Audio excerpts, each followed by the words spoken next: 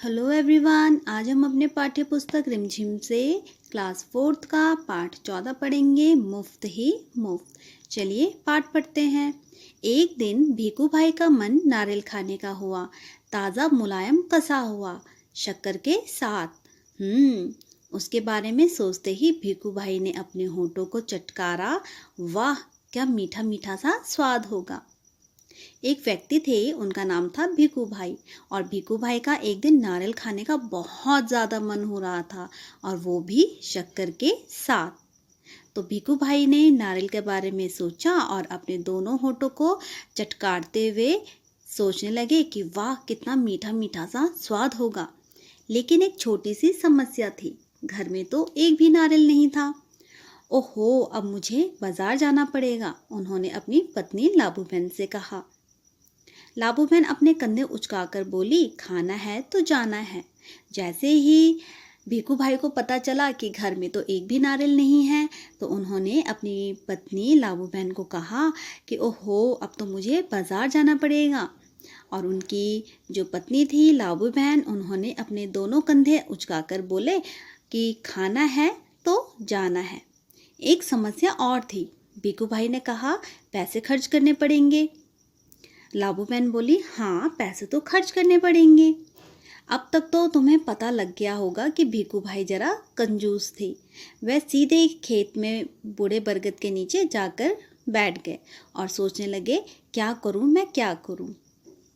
तो जो भीकू भाई थे, जैसे ही उनको पता चला घर में तो नारियल नहीं है, अब उनको नारियल लेने के लिए बाजार जाना पड़ेगा, तो इतने में उनकी पत्नी लाबू बहन ने कहा कि खाना है तो जाना है। लेकिन एक और समस्या थी। वो क्या थी? वो ये थी कि भीकू भाई को पैसे खर्च करने पड़ेंगे नारियल खरीदने के लिए।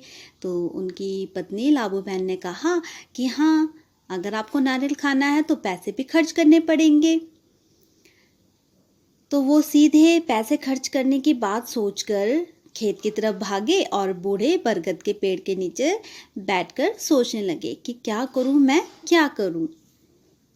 मगर नारियल खाने के लिए जी ऐसा ललचाया कि वह जल्दी घर वापस लौटकर लाबू बहन से बोले, अच्छा, मैं बाजार तक हो आता हूँ, पता तो चले कि नारियल आजकल कितने में बिक रहे हैं।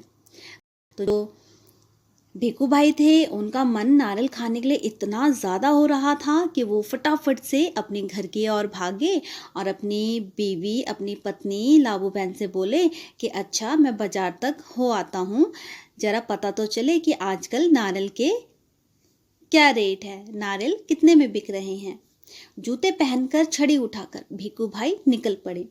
बाजार में लोग अपने अपने कामों में लगे थे। भीकू भाई ने इधर कुछ देखा, उधर कुछ उठाया और दाम पूछा। देखते पूछते वह नारियल वाले के पास पहुंच गए। तो जो भीकू भाई थे, उन्होंने फटाफट से अपने जूते पहने और अपनी छड़ी उठाई और वो निकल पड़े बाजार की तरफ। बाजार में वहाँ बहुत सारे लोग थे, सब अपने अपने कामों में लगे हुए थे। भीकू भाई ने इधर कुछ देखा, उधर कुछ उठाया और दाम पूछने लगे। देखते देखते वह नारियल वाले के पास पहुंच गए। ए नारियल वाले, नारियल कितने में दोगे? भीकू भाई ने कहा। तो भीकू भाई एक नारियल वाले के पास पहुंचे और नारियल वाले से कहा कि ए नारियल वाले, नारियल कितने में दोगे? नारियल वाले ने कहा, बस 2 रुपए में काका। बस 2 रुपए? भीकू भाई ने आंखें फैलाकर कहा, बहुत ज़्यादा है, 1 में दे दो। तो जैसे ही भीकू भाई ने नारियल वाले की बात सुनी, नारियल वाले ने कहा कि सिर्फ 2 रुपए में। तो उसकी बात सुनकर भीकू भाई ने अपनी बड़ी बड़ी आंखें कर दी और कहा, 2 रुपए? ये तो बहुत महंगा है, 1 रुपए में दे दो। तो नारियल वाले ने कहा, ना जी ना, 2 रुपए सही दाम, ले लो या छोड़ दो। ठीक है, ठीक है, भीकू भाई बड़बड़ाए। तो नारियल वाले ने कहा कि नहीं जी, बिल्कुल भी नहीं, 2 रुपए में है नारियल, अगर आपको लेना है तो आप ले लीजिए, नहीं तो आप छोड़ दीजिए। तो जो भीकू भाई थे, उन्होंने ठीक है करके बड़बड़ाने लगे। अच्छा, तो बताओ 1 रुपए में कहाँ मिलेगा? तो भीकू भाई ने कहा नारियल वाले को, चलो ठीक है, फिर ये तो बता दो कि 1 रुपए में कहाँ मिलेगा। नारियल वाले ने कहा, यहाँ से थोड़ी दूर जो मंडी है वहाँ शायद मिल जाए। तो नारियल वाले ने भीकू भाई से कहा कि यहाँ से थोड़ी दूर जो मंडी पड़ती है वहाँ शायद आपको मिल जाए। सो भीखू भाई उसी तरफ चल पड़े। चलो देख लेते हैं, वह अपने आप से बोले। तो भीखू भाई ने बोला चलो ठीक है देख लेते हैं। वो अपने आप से कहने लगे भीखू भाई, टहलने का एक मौका है और रुपए भर की बचत भी हो जाएगी। तो जो भीखू भाई है वो अपने आप से बोल रहे हैं। खुशी से घुरघुराते भीखू भाई ने छड़ी को जमीन पर थपथपाया। मंडी में कोलाहल फैला हुआ था। व्यापारियों की ऊंची ऊंची आवाज़ें गूंज रही थी। आपको पता है जब हम कभी मंडी में जाते हैं तो वहाँ कितनी भीड़ होती है और जो वहाँ पर व्यापारी होते हैं उनकी कितनी ऊंची ऊंची आवाज़ें सुनाई देती हैं। बटाटा आलू, बटाटा आलू, कांदा प्याज, कांदा प्याज, गाजर गाजर गाजर, गोभी बंद गोभी, गोभी बंद गोभी।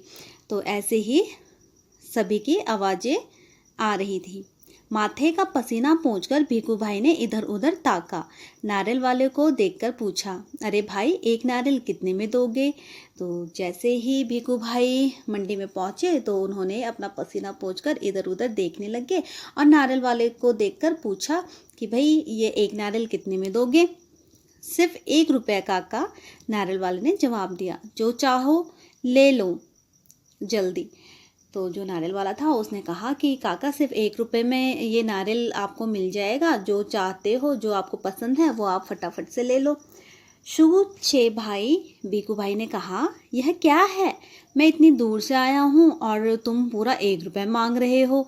50 पैसे काफ़ी हैं, मैं इस नारियल को लेता हूँ और तुम यह लो पकड़ो 50 पैसे। तो भीखू भाई ने कहा, ये क्या है? मैं इतनी दूर से आया हूँ और तुम पूरा 1 रुपये मांग रहे हो। 50 पैसे काफ़ी हैं इस एक नारियल के, मैं इस नारियल को लेता हूँ और तुम ये पकड़ो 50 पैसे। नारियल वाले ने झट भीखू भाई के हाथ से नारियल को छीन लिया और बोला, माफ़ करो काका, 1 रुपये या फिर कुछ नहीं। तो जो नारियल वाला था उसने फटाफट से भीखू भाई के हाथ से वो नारियल छीन लिया और कहा, काका मुझे माफ़ कर दो, 1 रुपये बोला तो सिर्फ 1 रुपये, नहीं तो कुछ भी नहीं। लेकिन भीखू भाई का निराश चेहरा देखकर बोला, बंदरगाह पर चले जाओ, हो सकता है वहाँ तुम्हें 50 पैसे में मिल जाए। तो जो नारियल वाला था उसने भीखू भाई का उदास सा चेहरा देखा और भीखू भाई को कहा, तुम ऐसे करो बंदरगाह पर चले जाओ, हो सकता है वहाँ तुम्हें 50 पैसे में नारियल मिल जाए।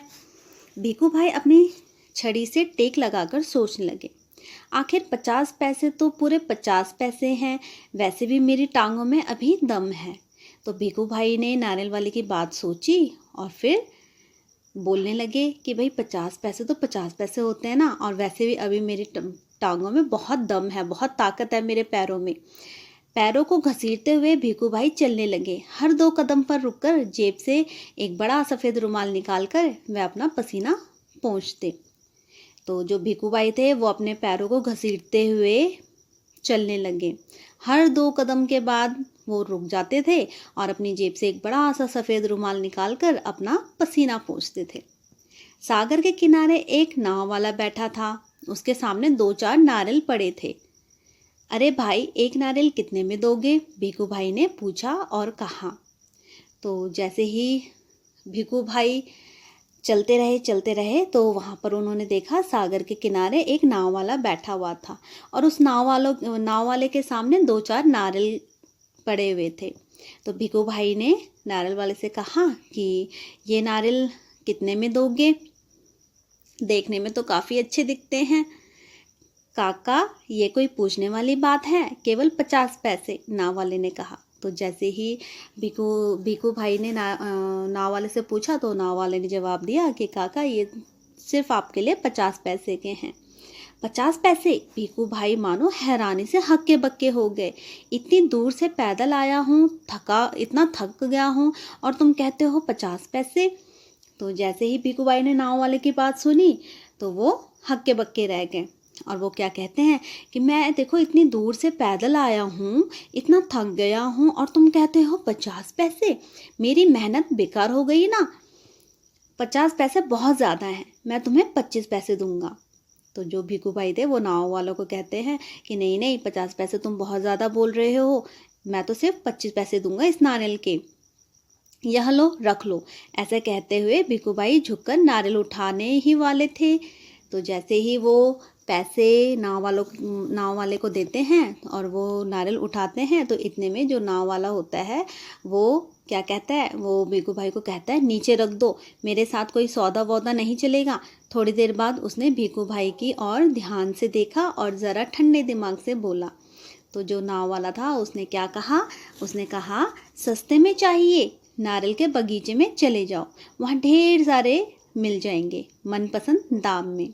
तो जो नाव वाला था वो भिखू भाई को कहता, अगर आपको सस्ते में चाहिए तो ऐसे करो, आप नारियल के बगीचे में चले जाओ, वहाँ आपको सस्ते दामों में बहुत सारे मनपसंद के नारियल मिल जाएंगे। भिखू भाई ने फिर अपने आप को समझाया, इतनी दूर आया हूँ, अब बगीचे तक जाने में हर्ज ही क्या है। सच बात तो यह थी कि वह काफ़ी थक चुके थे, मगर 25 पैसे बचाने के ख्याल से उनमें फुर्ती आ गई। तो जो भिखू भाई थे उन्होंने नाव वाले की बात सुनी, तो उन्होंने सोचा कि इतनी दूर आया हूँ, अब बगीचे तक जाने में क्या दिक्कत है। सच बात तो यह थी कि जो भिखू भाई थे वो असल में थक गए थे, लेकिन 25 पैसे बचाने के ख्याल से ही उनमें एकदम से फुर्ती आ गई। भिखू भाई ने सोचा 2 गुना ज़्यादा चलना पड़ेगा, पर 4 आने बच भी तो जाएंगे, और फिर कोई भी चीज़ मुफ्त में कहाँ मिलती है। जो भिखू भाई थे वो सोचने लगे। भिखू भाई नारियल के बगीचे में पहुंच गए। वहाँ के माली को देखकर उसने पूछा, यह नारियल कितने में बेचोगे। तो जैसे ही भिखू भाई बगीचे में पहुँचे तो वहाँ जो बगीचे का जो माली था, भिखू भाई ने उनसे पूछा कि ये नारियल कितने में बेचोगे। माली ने जवाब दिया, जो पसंद आए ले लो काका, बस 25 पैसे का एक, देखो कितने बड़े बड़े हैं। तो जो माली था वो भिखू भाई को कहता है कि जो आपको पसंद आ रहा है आप वो ले लो, सिर्फ 25 पैसे में एक नारियल आपको मिलेगा। हे भगवान, 25 पैसे, पूरा सस्ता रास्ता पैदल आने के बाद भी जूते घिस गए, मैं थक गया और अब पैसे भी देने पड़ेंगे। तो जो भिखू भाई थे वो हैरानी से क्या कहते हैं कि हे भगवान, 25 पैसे, पूरा रास्ता पैदल आने के बाद भी जूते घिस गए, पैर थक गए और अब पैसे भी देने पड़ेंगे। मेरी बात मानो, एक नारियल मुफ्त में ही दे दो। हाँ देखो मैं कितना थक गया हूँ। तो जो भिखू भाई थे वो बगीचे के माली को कहते हैं कि ऐसे करो, एक नारियल तुम मुझे मुफ्त में ही दे दो, मैं इतनी दूर से पैदल चल के आया हूँ, मैं थक भी गया हूँ, मेरे जूते भी घिस गए हैं, और तुम ऐसे करो एक नारियल मुझे मुफ्त में ही दे दो। भिखू भाई की बात सुनकर माली ने कहा, अरे काका मुफ्त में चाहिए ना। तो जो माली था वो भिखू भाई से कहता है कि काका मुफ्त में चाहिए ना, यह रहा पेड़ और वह रहा नारियल, पेड़ पर चढ़ जाओ और जितने चाहे तोड़ लो।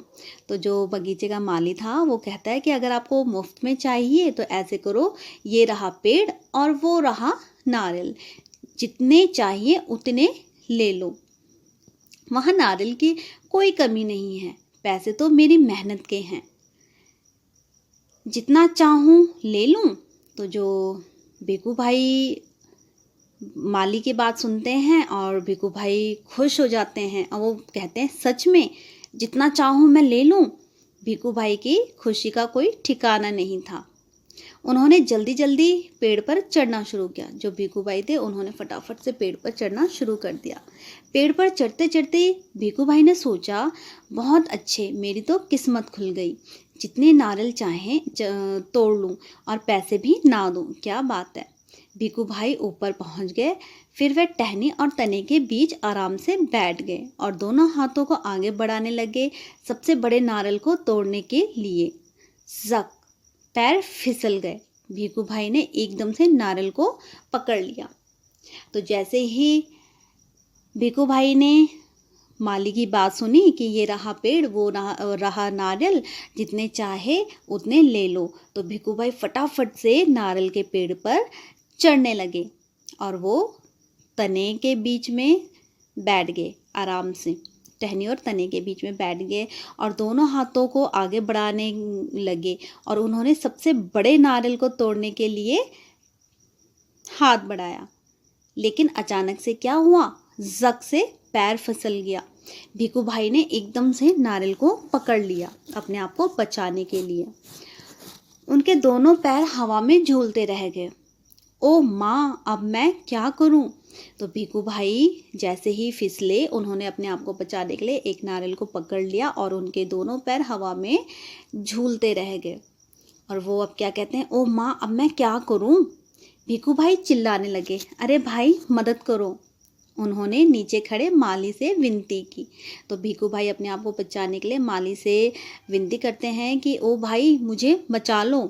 माली ने कहा, वो मेरा काम नहीं काका, मैंने सिर्फ नारियल लेने की बात की थी, बाकी सब तुम्हारे और तुम्हारे नारियल के बीच का मामला है। तो जो बगीचे का माली होता है वो क्या कहता है भीखू भाई को कि काका ये सब मेरा काम नहीं है, मेरा काम सिर्फ बताने का था और वो मैंने बता दिया। अब तुम्हारे और नारियल के बीच का मामला है। पैसे नहीं, खरीदना नहीं, बेचना नहीं और मदद नहीं। तो ये सारी बातें माली भिखू काका को कहता है। सब कुछ मुफ्त। तभी ऊंट पर सवार एक आदमी वहां से गुजरा। अरे ओ, भिखू भाई जोर जोर से बुलाने लगे, ओ ऊंट वाले, मेरे पैर वापस पेड़ पर टिका दो ना, बड़ी मेहरबानी होगी। तो जो भिखू काका थे वो तो पेड़ पर लटके हुए थे, तो उन्होंने देखा वहां से एक ऊंट में सवार एक आदमी जा रहा था। तो भिखू भाई ने ऊंट वाले को आवाज़ लगाई, अरे ओ ऊंट वाले, मेरे पैर वापस पेड़ पर टिका दो ना, तुम्हारी बहुत ज़्यादा मेहरबानी होगी। ऊंट वाले ने सोचा, चलो मदद कर लेता हूँ, मेरा क्या जाता है। ऊंट की पीठ पर खड़े होकर उसने भीखू भाई के पैरों को पकड़ लिया। ठीक उसी समय ऊंट को हरे हरे पत्ते नजर आए। पत्ते खाने के लालच में ऊंट ने गर्दन झुकाई और अपनी जगह से हट गया। तो जैसे ही ऊंट वाले ने भीखू भाई की मदद करने के लिए ऊंट के ऊपर चढ़े, तो उन्होंने ऊंट के मालिक ने भीखू भाई का पैर पकड़ा और इतने में क्या हुआ, जो ऊंट था उसने हरे हरे पत्ते देखे और पत्ते खाने के लिए ऊंट ने अपनी गर्दन को नीचे झुका दी और अपनी जगह से थोड़ा सा हट गया। बस वह आदमी ऊंट की पीठ से फिसल गया। अपनी जान बचाने के लिए उसने भीखू भाई के पैरों को कसकर पकड़ लिया। अब दोनों क्या करते, इतने में एक घोड़सवार आया। तो जैसे ही ऊंट वाले ने भीखू भाई की मदद करने की सोची और वो ऊंट के पीठ पर चढ़ा, लेकिन क्या हुआ, ऊंट ने जैसे ही हरे भरे पत्ते देखे तो वो उनको खाने के लिए अपनी गर्दन को थोड़ा सा नीचे झुकाई और वो ऊंट अपनी जगह से खिसक गया। तो इतने में जो ऊंट का मालिक था वो भी ऊंट से नीचे गिर गया। जैसे वो नीचे गिरने लगा, उसने एकदम से क्या किया, भीखू भाई की पैर पकड़ लिए अपने आप को बचाने के लिए। बस अब क्या था, अब दोनों के दोनों भीखू भाई और ऊंट का जो मालिक था वो दोनों हवा में झूल रहे थे। इतने में एक घोड़सवार आया। अरे संभालो छो, पेड़ से लटके दोनों पुकारने लगे। तो अब वो दोनों के दोनों उस घोड़सवार को पुकारने लगे, सुनो भाई, कोई बचाओ बचाओ। घोड़सवार को देखकर भीखू भाई ने दुहाई दी, ओ मेरे भाई, मुझे पेड़ पर वापस पहुंचा दो। तो जो भीखू भाई थे वो घोड़सवार को कहने लगे, 1 मिनट भी नहीं लगेगा, मैं घोड़े की पीठ पर चढ़कर उनकी मदद कर देता हूँ। तो जो घोड़सवार था वो सोचता है कि अरे कोई बात नहीं, इनकी मदद करने में कौन सा ज़्यादा वक्त लगेगा, सिर्फ 1 मिनट भी नहीं लगेगा, चलो कोई बात नहीं, मैं उनकी मदद कर देता हूँ। यह सोचकर घोड़सवार घोड़े पर उठ खड़ा हुआ। लेकिन कौन कहता है कि घोड़ा ऊंट से बेहतर है। हरी हरी घास दिखाई देने पर तो दोनों एक जैसे ही हैं। घास के चक्कर में घोड़ा जरा आगे बढ़ा और छोड़ चला अपने मालिक को ऊंट वाले के पैरों से लटकते हुए। तो जैसे ही घोड़े ने हरी हरी घास देखी तो वो भी घास के चक्कर में थोड़ा सा आगे बढ़ गया और उसने अपने मालिक को ऊंट वाले के पैरों से लटकते हुए छोड़ दिया। 1 2 और अब तीनों के तीनों झूलते रहे नारियल के पेड़ से। तो अब क्या हुआ, सबसे पहले भीखू भाई, फिर ऊंट का जो मालिक था और फिर घोड़े वाला, ये तीनों के तीनों झूलते रहे नारियल के पेड़ से। काका काका, कस के पकड़े रहना हाँ, घुड़सवार ने पसीना पसीना होते हुए कहा। जब तक कोई बचाने वाला ना आए कहीं छोड़ ना देना, मैं आपको 100 रुपये दूंगा। तो जो घुड़सवार था वो क्या कहता है भीखू भाई को कि काका काका, कस के पकड़ के रहना, जब तक कोई हमें बचाने वाला ना आए तब तक छोड़ना मत, इसके लिए मैं आपको 100 रुपये दूंगा। काका काका, अब ऊंट वाले की बारी थी। अब देखो ऊंट वाला क्या कहता है। ऊंट वाला कहता है मैं आपको 200 रुपये दूंगा, लेकिन नारियल को छोड़ना नहीं। 100 और 200, बाप रे बाप, 300 रुपये। भीखू भाई का सिर चकरा गया।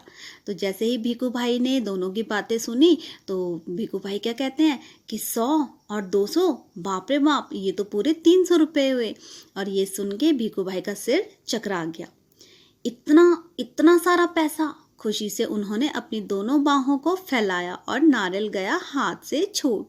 तो जैसे ही उन्होंने पैसों के बारे में सोचा तो वो खुश हो गए और खुशी के मारे उन्होंने अपनी दोनों हाथों को फैलाया और नारियल गया हाथ से छूट।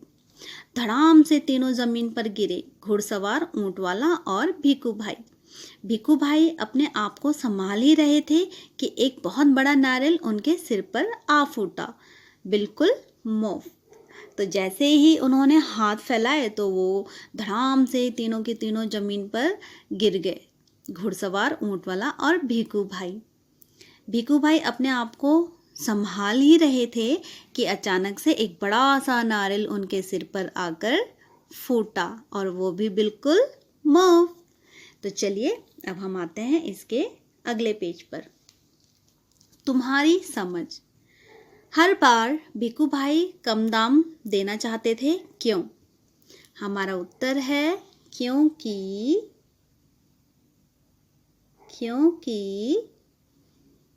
वो बहुत कंजूस थे।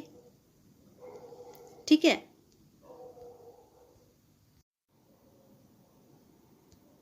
अगला है हर जगह नारियल के दाम में फ़र्क क्यों था? हमारा उत्तर है क्योंकि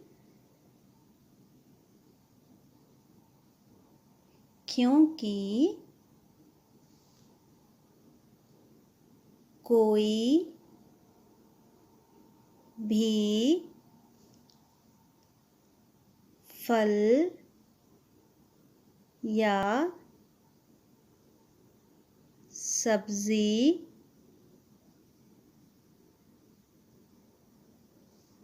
बगीचे से बाहर आता है तो उसमें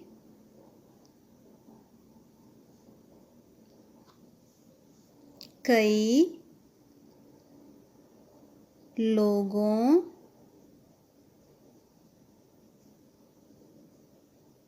की मेहनत जुड़ती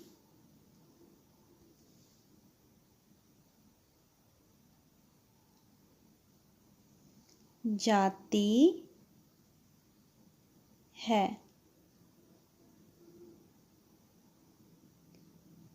इसलिए नारियल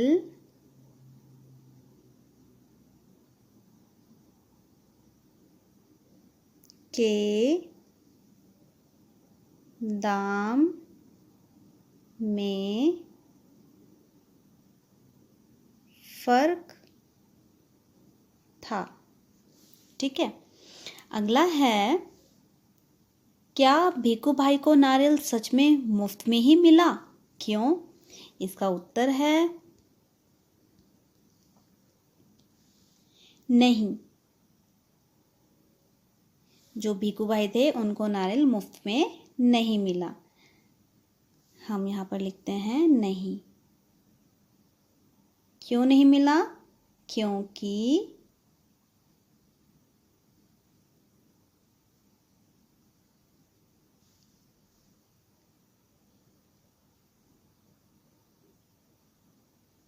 भीखू भाई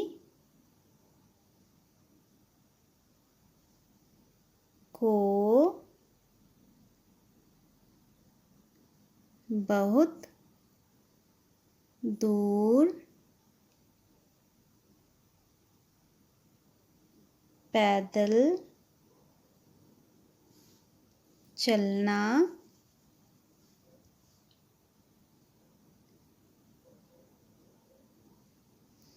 पड़ा और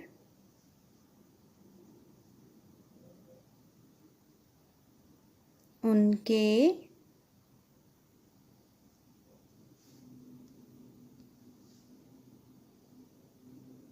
जूते भी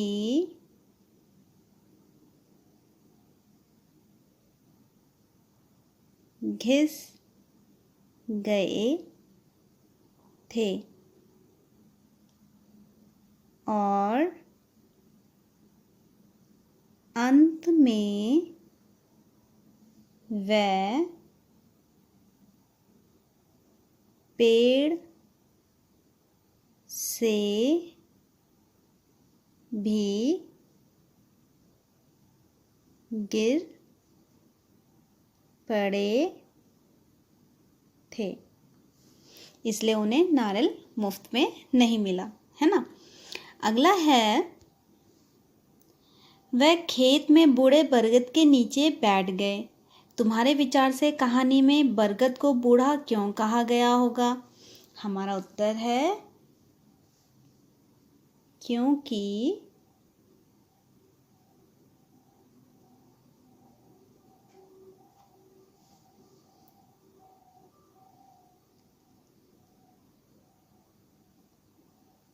बरगद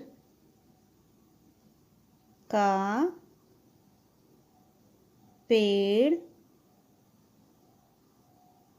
कई साल पुराना होगा। ठीक है, अब आते हैं अगले पेज पर। भीखू भाई ऐसे थे। कहानी को पढ़कर तुम भीखू भाई के बारे में काफ़ी कुछ जान गए होंगे। भीखू भाई के बारे में कुछ बातें बताओ। तो पहला यहाँ पे है, उन्हें खाने पीने का शौक था। अब हम लिखते हैं इसके आगे,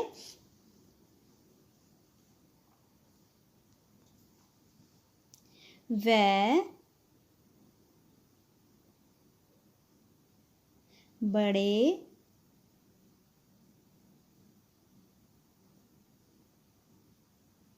कंजूस थे। फिर है, उन्हें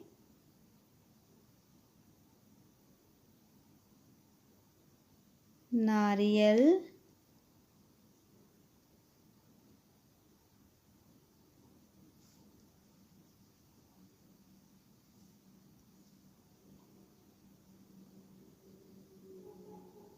बहुत पसंद था। अगला है, वह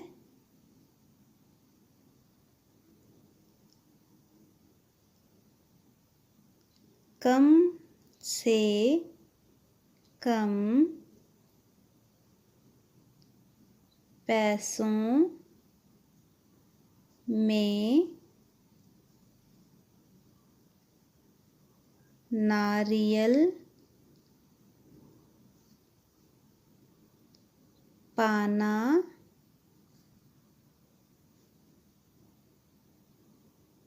चाहते थे। ठीक है, आगे है, क्या बढ़ा क्या घटा। कहानी जैसे जैसे आगे बढ़ती है कुछ चीज़ें बढ़ती हैं और कुछ घटती हैं। बताओ इनका क्या हुआ, ये घटे या बढ़े। जैसे नारियल का दाम। अब हमने बताना है कि नारियल का दाम कहानी में बढ़े हैं या घटे हैं। तो जो नारियल है, नारियल का दाम घटा है। जैसे जैसे भिक्खू भाई आगे चले तो नारियल का जो दाम था वो घटता चला गया। फिर है भिक्खू भाई का लालच, लालच उनका बढ़ता चला गया, है ना। तो लालच उनका बढ़ा। फिर है रास्ते की लंबाई, वो भी बढ़ी।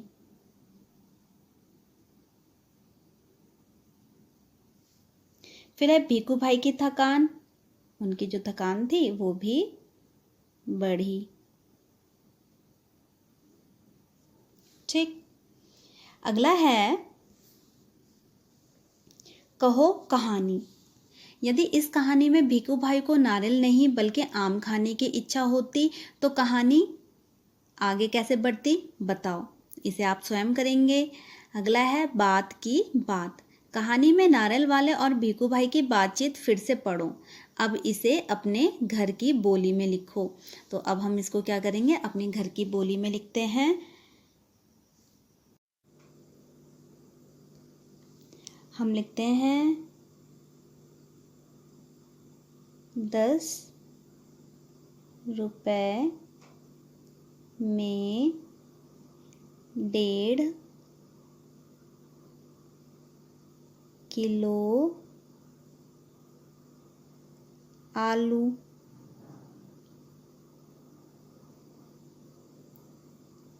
100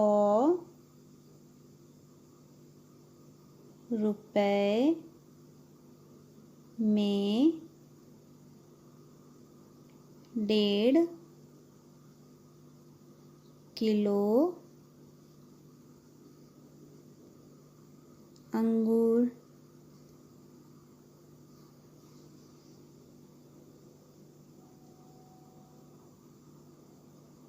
ले लो मीठे सेब, ले लो। है ना, ऐसी हमें बहुत सी आवाज़ें सुनाई देती हैं। अगला है क्या तुम अपने आसपास की ऐसी जगह सोच सकते हो जहाँ बहुत शोर होता है, उस जगह के बारे में लिखो। तो चलिए हम यहाँ पर लिखते हैं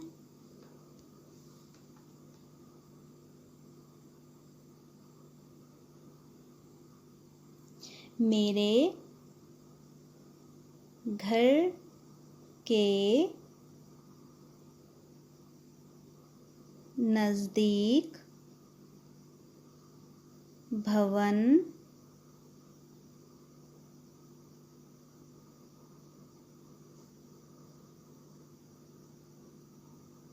निर्माण कार्य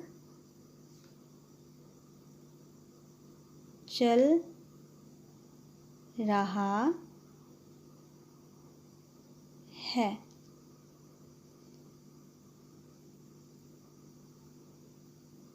वहाँ से तरह तरह की कर्कश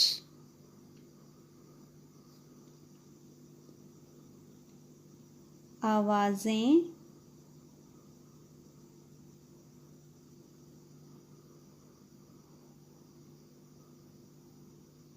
आती हैं।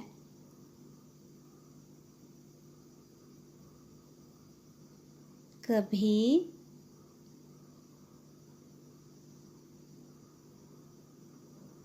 ड्रिलिंग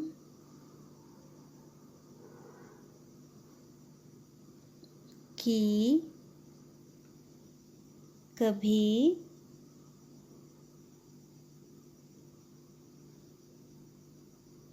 पत्थर घिसाई की, तो कभी ट्रैक्टर की। ठीक है, अब आते हैं अगले पेज पर। गुजरात की झलक। मुफ्त ही मुफ्त गुजरात की लोक कथा है। इस लोक कथा के चित्रों में ऐसी कौन सी बातें हैं जिनमें तुम यहाँ अंदाज़ा लगा सकते हो। तो चलिए हम लिखते हैं इस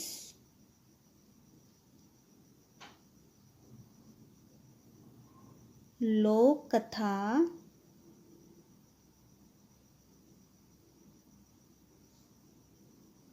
के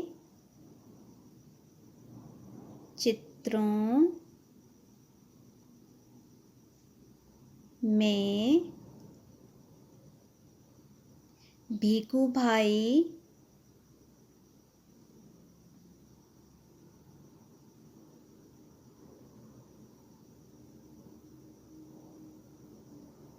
का पहनावा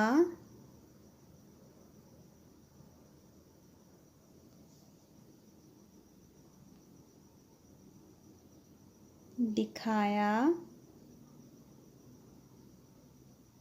गया है।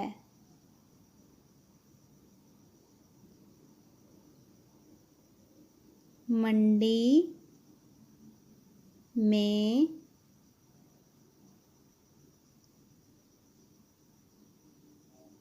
बिक रही चीज़ें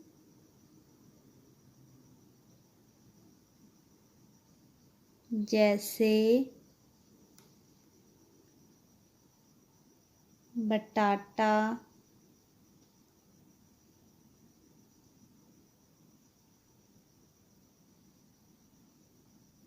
कांदा,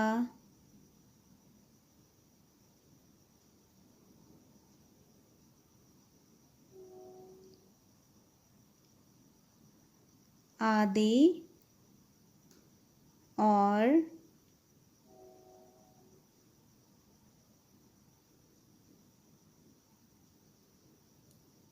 पुरुषों के नाम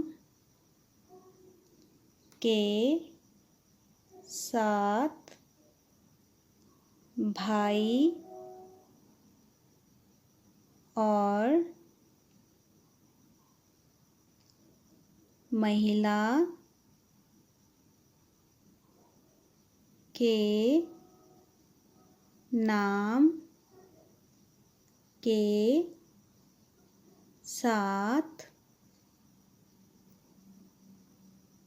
बेन,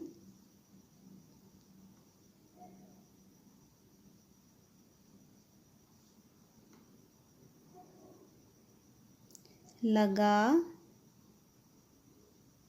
हुआ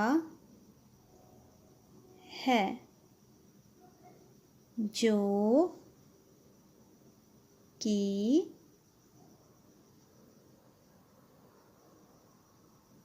गुजरात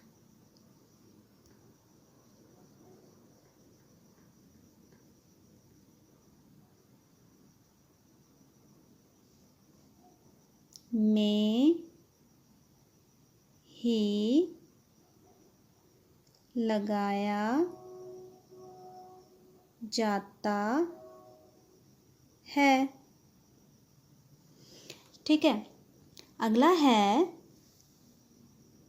गुजरात में किसी का आदर करने के लिए नाम के साथ भाई, बेन, बहन जैसे शब्दों का प्रयोग होता है। तेलुगु में नाम के आगे गारू और हिंदी में जी जोड़ा जाता है। तुम्हारी कक्षा में भी अलग अलग भाषा बोलने वाले बच्चे होंगे। पता करो और लिखो कि वह अपनी भाषा में किसी को आदर देने के लिए किन किन शब्दों का इस्तेमाल करते हैं। तो ये जो प्रश्न है इसको आप स्वयं करेंगे। तो इसी के साथ हमारा आज का पाठ ख़त्म होता है। पाठ का नाम था मुफ्त ही मुफ्त। Thank you.